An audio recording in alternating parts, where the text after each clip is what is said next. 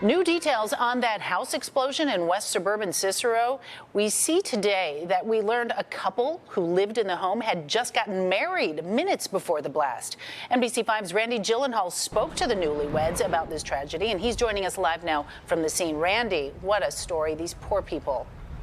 Yeah, they are so thankful to be alive, but it still is a real mix of joy from the wedding and grief from what happened here. The couple was at their wedding ceremony when their home here in Cicero, which you cannot see any longer, exploded. This was a date they had set months ago. Officials say nobody was injured.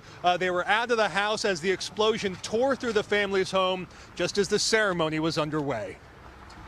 As soon as the ceremony ended, there were a lot of phone calls my family was receiving, and we were in the middle of taking family photos.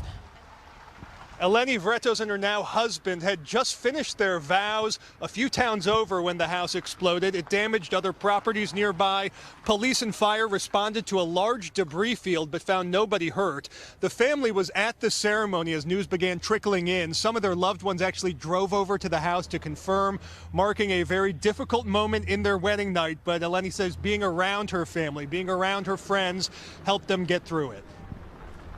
My niece went over here to confirm, and then my husband went, I went, so I left. I was in my wedding dress without a jacket, anything, just standing in the snow. It's a blessing my family wasn't in the home, and at first my husband and I didn't want to go to the reception, and that was out of the question, but everyone who supported and loved us was there, so we did return. Well, the couple also mourning the loss of their 6 cats who were inside the house when it exploded. They're starting also the difficult process of rebuilding life. Everything they had was inside. The family had lived there for decades. 6 people in total lived in that home.